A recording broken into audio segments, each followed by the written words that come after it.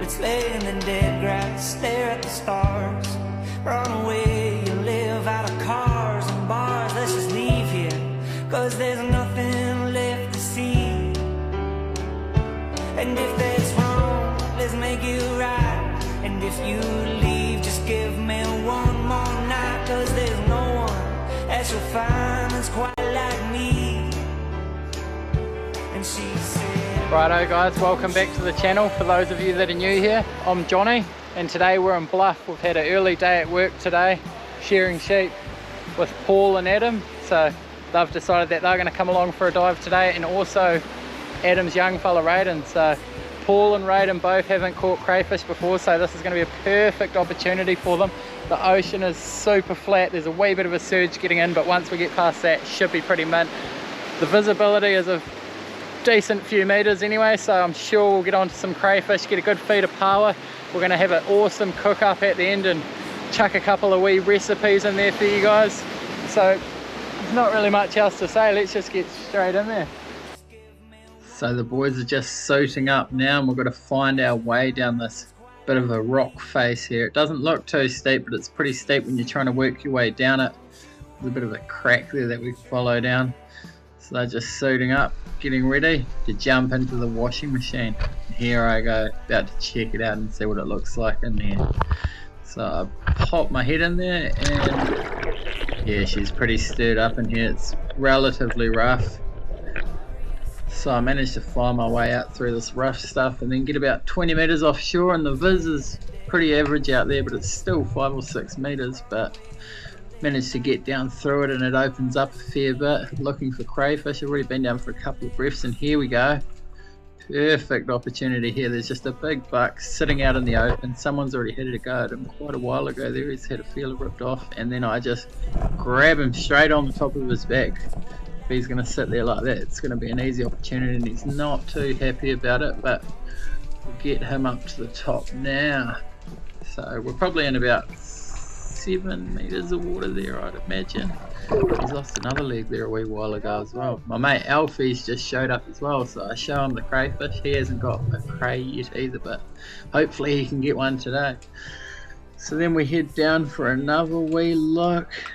This time we're looking around. Pretty awesome terrain down here. There's lots of cracks and good hiding spots for crayfish. So there's one right there, and this one here, I actually take my time off quite a bit. You can't quite see my hand, but my hand was just right there on it, and I don't get a very good grab because I'm holding the camera in my left hand, and because of that the cray manages to get away from me there. So I leave it be and head back up to the top. I'm actually relatively deep here. That might have been about 10 or 12 meters. I'm still heading back up, so I didn't have time to go back down and have another go at it. But here we've got a video of me heading down, and I've actually marked a crayfish here in a hole that looks quite a good one to grab, and I was trying to set one of the boys up who hadn't got one before, but unfortunately Paul's weight belt wasn't heavy enough, so he couldn't actually get down. So Adam came in for this one. You could see the cray just in that crack there. It's a little bit murky, and once it sees Adam, it actually creeps back in there a little bit, but he manages to reach in there and grab that one, pull that out. That's a good decent eating buck, that one. So we're pretty happy with that. Head back up to the top, and then we're gonna breathe up, take a couple of minutes, and then get back down there again. She's wee way down there, but nothing too major. So we get down there, and this one here is a cool buck. This one, it's missing both its antennas, so it can't sense me or feel me, but this guy is quite old and clever. He'd be 25-30 years old. He's seen a few people before, and he knows, he sees me. So he just walks straight back into his cave there and locks his legs in to a position that makes it pretty hard to get him. And I managed to grab his horns, and I've got to shake him there for a wee while. Managed to pull him out of there luckily though. And because I've got my camera in my left hand, I can't readjust. And his fighting claw is just grabbing my hand there. trying to make me let go, free himself, but I managed to get to the top, and luckily for me, Alfie's right there, so I passed the camera over to Alfie and I managed to readjust. And as soon as you readjust, these crays will think it's their wee chance to get away, so he has a go at getting away there, but we managed to get him. If you guys are enjoying this sort of content, hit that like button. So I've just come back in to grab some Paua. Now it's quite surgy, pushing me back and forward a wee bit, but we're going to have to get a couple off here quickly for our famous Paua fritter recipe. So we're just giving those a wee bit of a measure up now. They're both really good, so that's awesome. Alright, so we've just got out of the water, pretty successful mission. Paul didn't manage to get his first crayfish, but at least you've broken the gearing now. The old brand new mask wasn't really working too well. Got a pretty good feed there. A couple of big bucks around at the moment. Good feed of Paua and some kinna. So we're gonna cook up a pretty mean feed of all that and take you guys with us. What do you reckon, Raiden? You saw your first crayfish too, eh? Pretty gangster. Pretty cool. Alrighty. Alfie's still out there loving it. Trying to get his first cray. Pretty good to see there's quite a few around though, eh?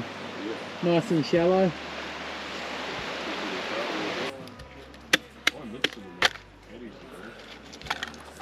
Oh, look at that. That is not what you want to see.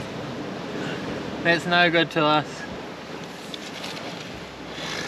So at least opening it here, if it is terrible like that there, we can at least put it back into the ocean. Not really. Third attempt, kinda.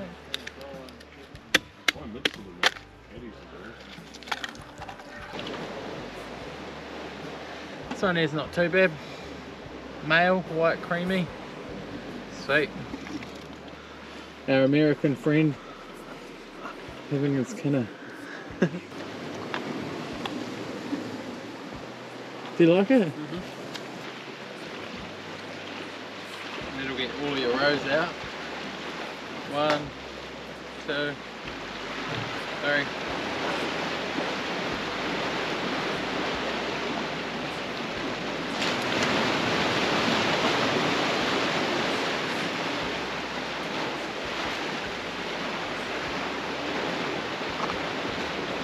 You don't want to eat the spikes if you can avoid it.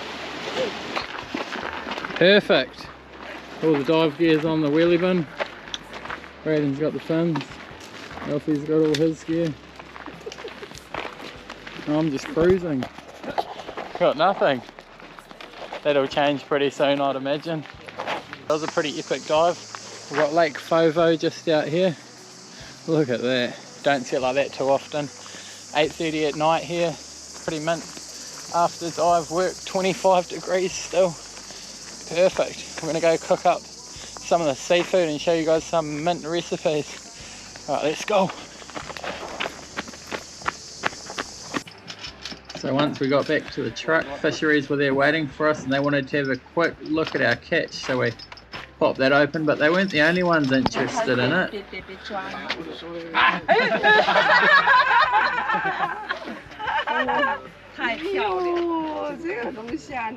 Oh my god. How much? Now if you guys are like me and are into seafood and enjoy cooking, you guys are going to love this part. So we mince this Paua up, then we'll get on with the cooking. Alrighty, so in the last video we showed you guys how to cook crayfish. Today we're going to be making Paua patties. So for the start we've got our butter, panko breadcrumbs, 1 onion, 2 kumaras, an egg, salt, pepper, half a cup of flour and our 2 Paua. So we're going to chop the onion up and smack it in there. Alright, now we've got our onion in there. We're going to grab our 2 kumaras, grate them up and put them straight in there too.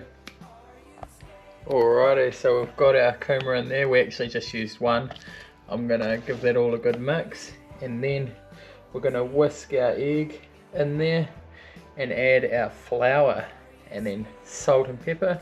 Then we're going to crumb it and put the butter in the pan, fry that up. Alrighty, so now we've added our flour, our egg and our generous amount of salt and pepper. It is ready to stir up panko breadcrumb and then fry in the pan. Right, let's do it.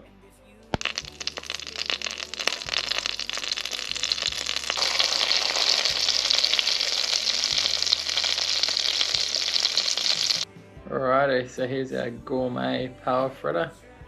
Bit of lemon on top is perfect as well.